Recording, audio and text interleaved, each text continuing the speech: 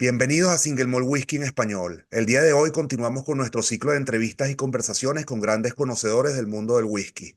El día de hoy tenemos a Billy Walker, Master Distiller de GlenAllachie, quien tiene una experiencia de más de 50 años en la industria. Se graduó en química con honores en la Universidad de Glasgow. Es Master of the Quake, miembro del Salón de la Fama de Whisky Magazine. Ha ocupado muchas posiciones en la industria, incluyendo Master Blender y Master Distiller. Su trayectoria comenzó en 1972 en Hiram Walker Sons, donde estuvo involucrado en casi todos los aspectos de la producción. En 1976 pasa a Inverhouse Distillers, luego estuvo con Bon Stewarts a partir de 1982. En fin, una historia dilatada. Ahí tuvo la oportunidad de trabajar con Dinston y Tobermory. En 2004, Bill y sus socios comerciales crearon The Benriach Distillery Company, que termina teniendo o siendo propietaria de tres destilerías, como todos sabemos, que son Benriach, GlenDronach y GlenAllachie. Benriach a partir de 2004, GlenDronach 2008 y GlenAllachie a partir del 2013, liderando el rejuvenecimiento de esas tres marcas y destilerías y obteniendo muchos éxitos, como todos sabemos, muchos somos seguidores de Billy desde esa época. Finalmente, el grupo es vendido a Brown Forman en el año 2016. En octubre de 2017, Billy y dos socios compran la destilería GlenAllachie, y el primer core range de la destilería es lanzado al año siguiente, en junio de 2018. Billy es respetado a nivel mundial por su enfoque práctico para monitorear todas las etapas de la producción, su meticulosa política de manejo de la madera y su experiencia con barricas de Jerez y su innovadora filosofía de maduración. También trabaja con la línea de McNair's Lombrick, que es un blended malt Scotch whisky, White Heather, que es un blended Scotch whiskies, perdón, y Mickeltor, del que vamos a hablar más tarde, que es el Peated Single Malt Scotch Whisky, elaborado por GlenAllachie. Billy, thank you for joining us today. What a great job you're doing. You have done so much. Welcome to Single Malt Whisky en español. Thank you for joining us. How are you doing? Thank you for the invite. I'm doing fine, thank you. Looking forward to the conversation. Awesome, awesome, awesome. As you know that we have quite a few questions for you, so I hope you have the time for this. If you have to leave, just let me know. No problem, no problem at all. I'll do my best. This would be our first question. After dedicating over 50 years of your life to whiskey, what do you love most about whiskey? What remains on your to-do list? What I love most about whiskey, in truth, many of the roles I have, my most interesting, the thing that gives me greatest satisfaction is the blending side of the industry. Getting to understand the personality of each of the distilleries that we have been involved with. And indeed, in the cases of, in a lot of these distilleries, we inherited distilleries that had never really been exposed to the marketplace. So we were given the privilege to take the distillery, define the personality we wanted to create for the distillery. And then we had to look at the whiskey that we inherited, understand the status of the whiskey, the style of casks, and then redraw where we wanted to take which journey we wanted to take the distillery on. And I suppose I would have to say, for me, that's been the real fun part of it, is actually creating the personality for each of these distilleries. And now that we have GlenAllachie, we are focused very hard on doing just that, and taking GlenAllachie from a virtually unknown distillery in terms of exposure to the market, and designing and building the kind of whiskey style that we had in our mind and that we wanted to take to the market. Awesome, awesome. I'm having your GlenAllachie 15 right now. We're going to talk about your core range later. But I would like to know first, when we are going to see, when we will see a GlenAllachie core range with a spirit distilled by you.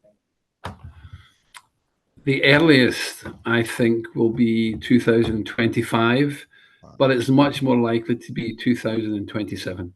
Awesome, awesome, awesome. What kind of whiskey is gonna be? Also, I mean, what the style of maturation? Look, we are disciples of maturation. We are very enthusiastic about the choice of casks we make. But first of all, we have to decide, or had to decide, what is the personality we were looking to create for GlenAllachie, and we for sure decided that we wanted to have a sherry style, a significantly powerful sherry style of whiskey, and that was the journey and direction we wanted to go in.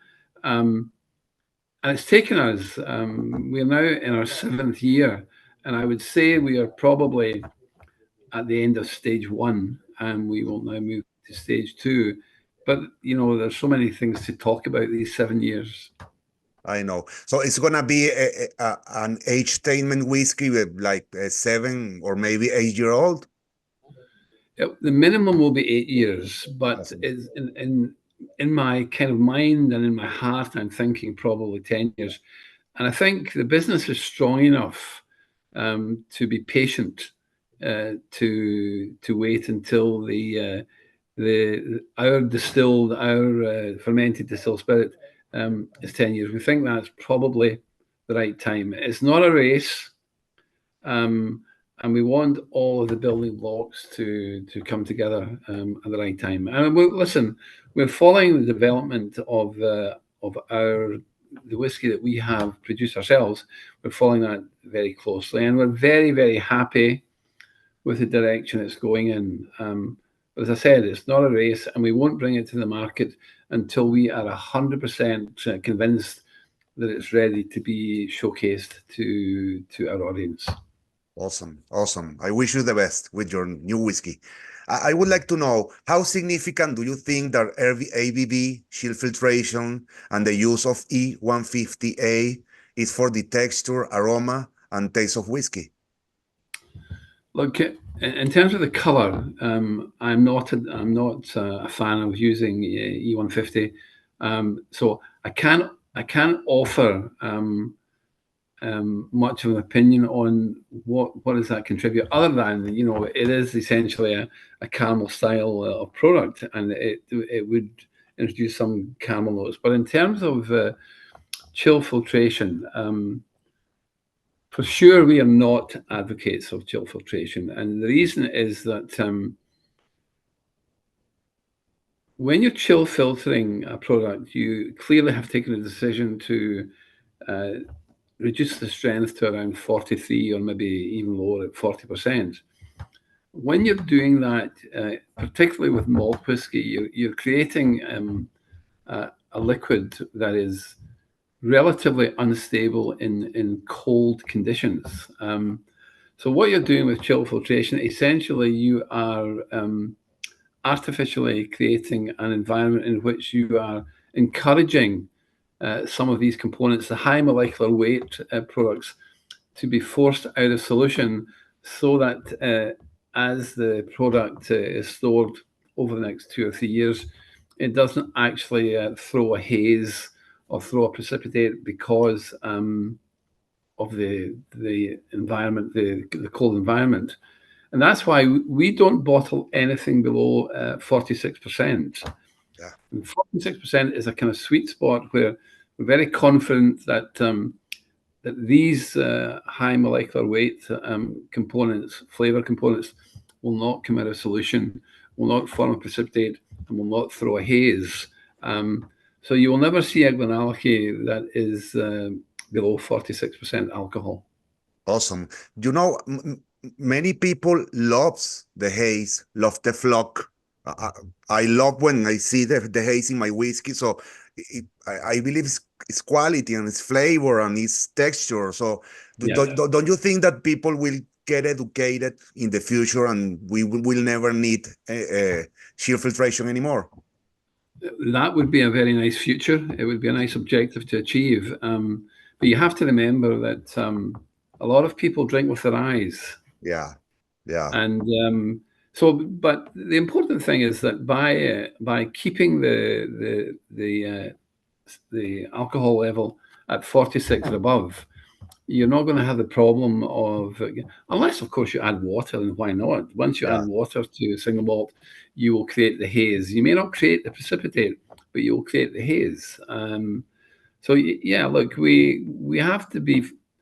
Some markets would be sympathetic to what you've just said, that we think this is, and it is an important part of the flavour profile of the whiskey.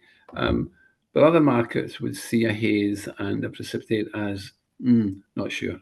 Yeah, I know. I know.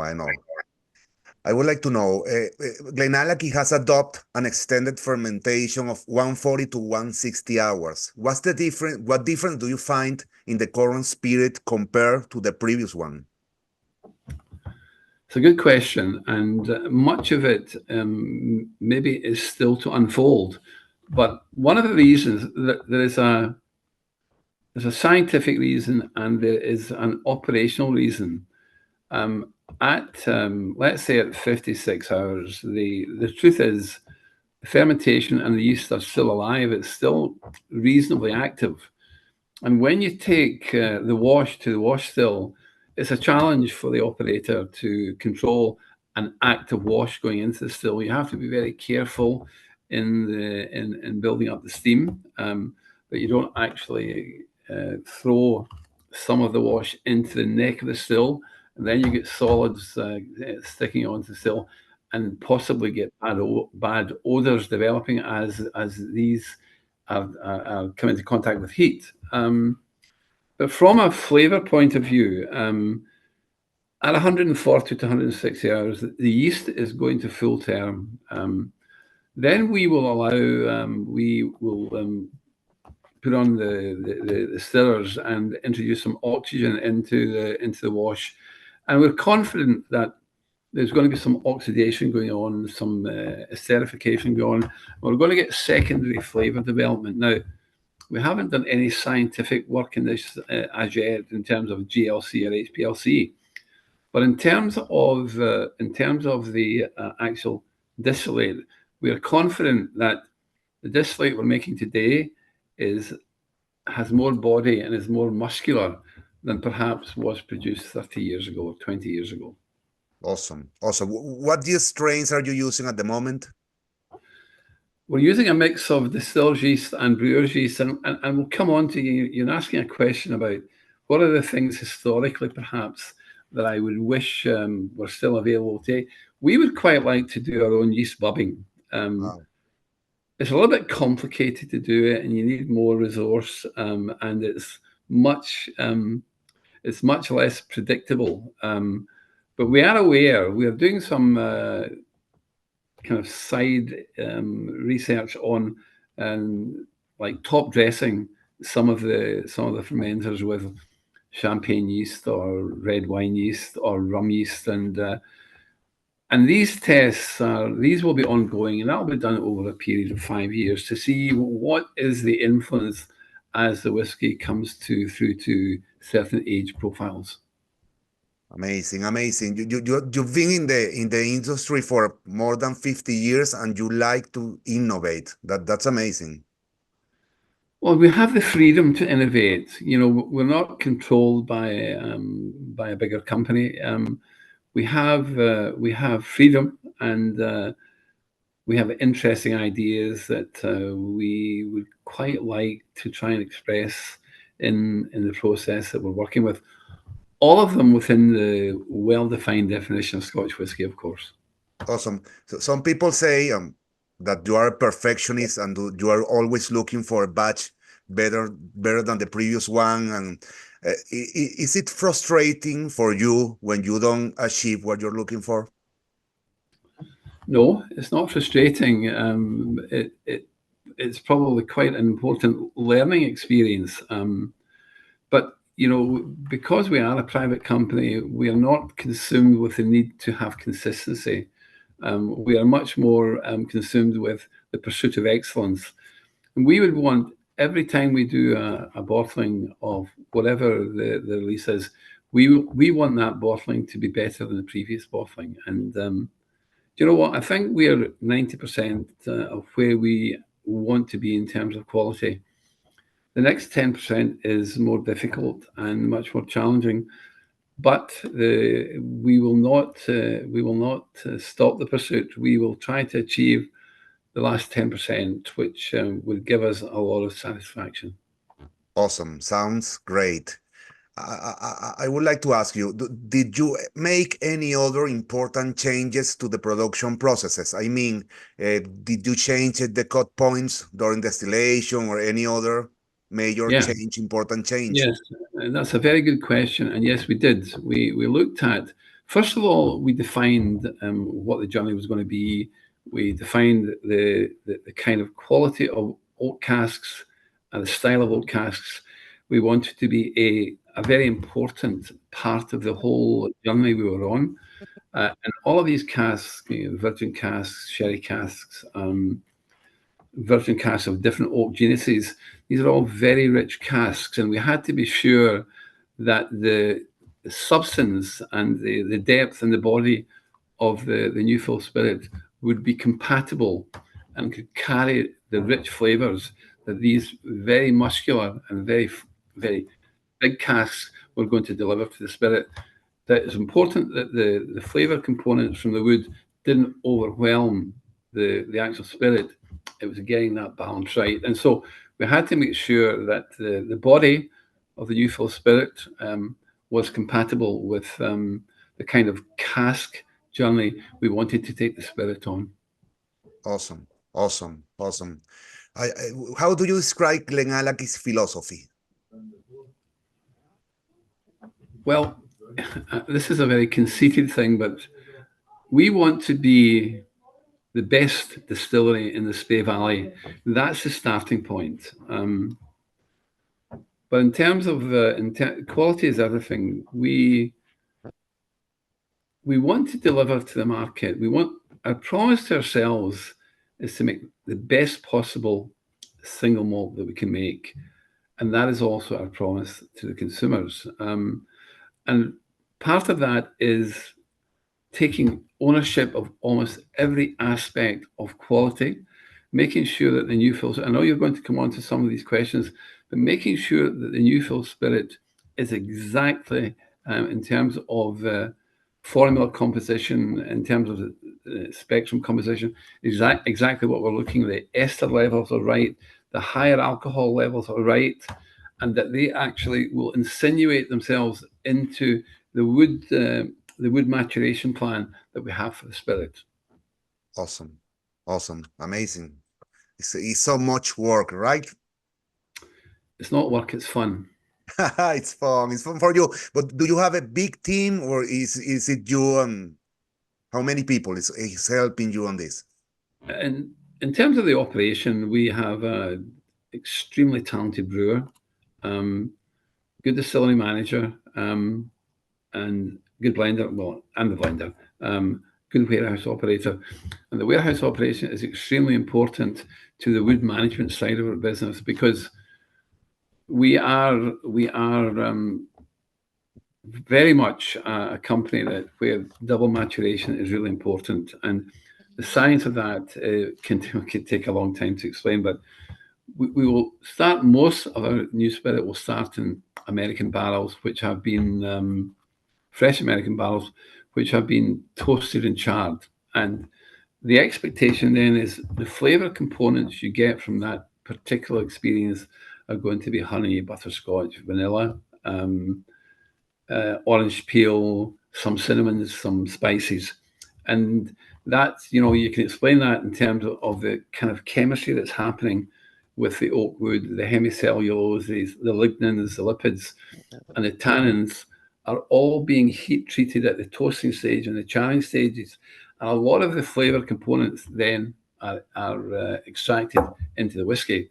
And that's the first part of the building blocks.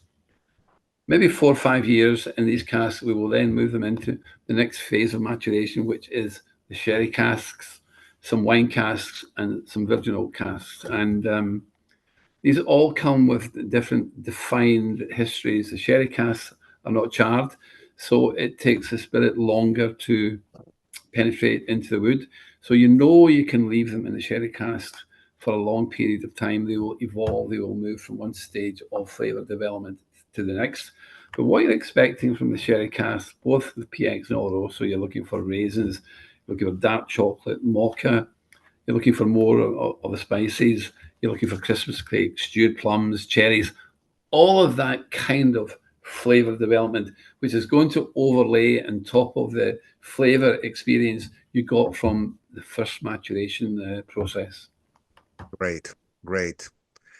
How different will your whiskey of the future be from the current core range? I mean, in 5, 10, 15 years in the future, how different it's going to be I from think it this? will be. I think it's difficult for me to exactly say how the process will evolve, but it for sure it will be a full-bodied whiskey. It will be. We have defined the DNA as being a richly sherried experience, a big sherry experience, and we're looking and seeing how that's developing. And we have been big apostles, big disciples of Oloroso and PX casks. And maybe in my own mind, I am moving more towards Oloroso than PX. Not totally, but and that's partly because of a lot of the work that we have created since we took over the distillery, the kind of new spirit that we are putting into the first stage of maturation. We're also looking now at other sherries like Fino, Amontillado, Manzanilla, Policatado. And we started that journey 2 years ago, and we are very, very excited about some of the developments that are going on during that with these casks. Wow, so, sounds great. Sounds great. When we are going to see these new bottlings?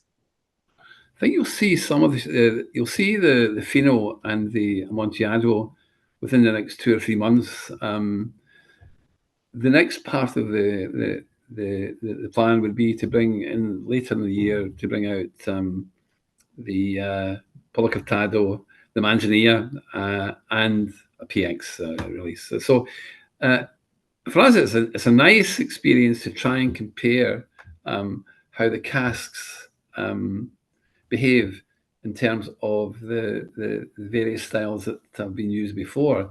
And it's by and large the same year. I think it's 2014 GlenAllachie. We've done this exercise. Very happy with how it's developing, and some very, very interesting surprises in the process. We would have anticipated that Fino would have injected a kind of drier influence into the whiskey. The reality is, it's not the case. In fact, it has tended to accentuate some of the other stronger features, and that's probably something to do with how your palate behaves in various circumstances. Amazing. When you talk about Fino, Palo Cortado, Manzanilla, etc., I guess you're talking about finishing, but will you ever do full maturation using Yes. those casks? Yes, the problem with full maturation using these casks is that the casks they're not charred. So there are flavour aspects that you will omit from the process by not having them being influenced by oak casks that have had a charring effect. It takes longer for the whiskey to penetrate into the cask, but a lot of the kind of sugar notes, the toffees, the vanillas, the butterscotches, the orange peels, we don't want to lose that. That's an important part in the flavour development process and in the maturation process. So yes, we are actually putting using these casks and putting new fill in at birth, and we're following them. My suspicion, my instinct tells me that it'll take longer to achieve the kind of ambition, flavour ambition we have going down that particular route. Great, great. I would like to talk. You are known like as a good management genius, but I would like to talk about new make spirit. How important do you think new make spirit is? Do you think is it possible to make or to good whiskey or great whiskey only using great casks, but if the new make spirit is poor? If the new make spirit is poor, you will not have a good spirit. You will not make good whiskey. Yeah. If the new make spirit is good and the quality of the wood is disappointing, you will not make good whiskey. If the new make spirit is good and the quality of the wood is good, you have a chance to make good whiskey. You have got the building blocks in place. Yeah, I agree. Awesome, awesome. As I said before, you're considered by many a wood management guru or genius. How is GlenAllachie's wood management different from what other distillers are doing? Oh, that's a good question. A lot of the groundwork, a lot of the interesting information that we gathered, we did during the previous distillery ownership. I think we have the freedom. We have the freedom to.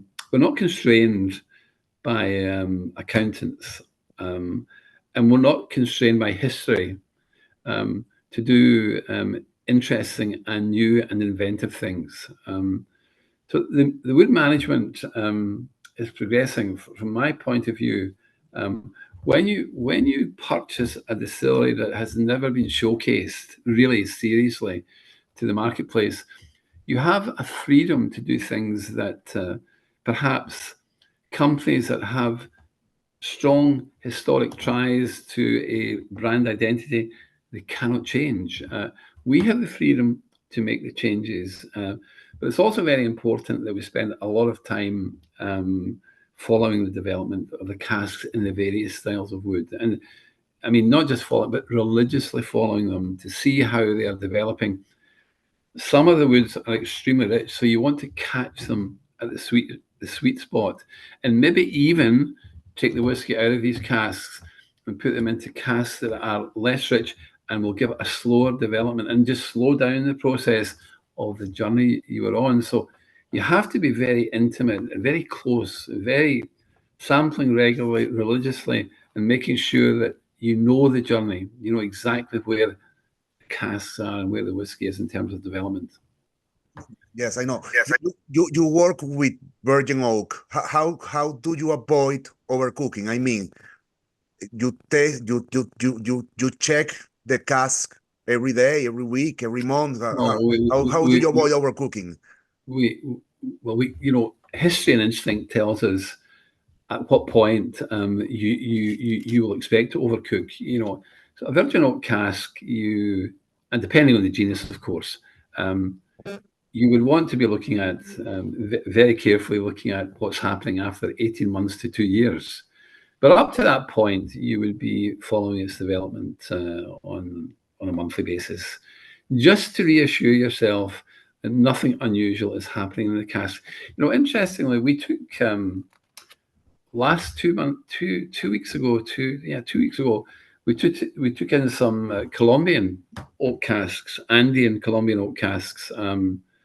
Fascinated. We've already started looking at following these casks, how they're developing, and we think there's one or two surprises in there. But we're looking at, we take Russian virgin oak.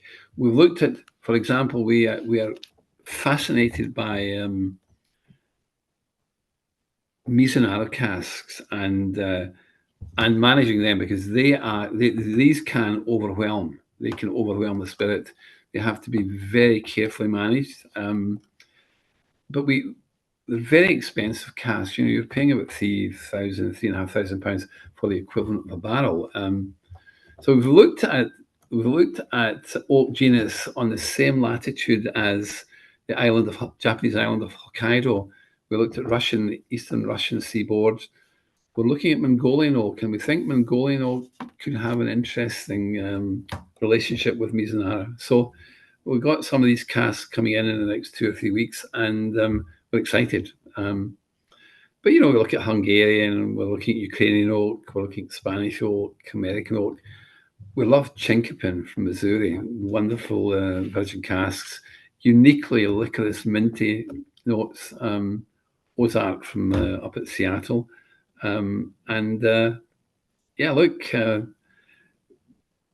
playing around with different casks, different histories of casks, is fantastically interesting, and gives you a terrific insight into just how you can actually get the spirit and the wood to deliver the kind of things that you're looking for. So you have an idea, you follow development, and I keep being asked, is blending an art or a science? The reality is it's kind of both, but from my point of view, it's about 50 years of instinct and experience.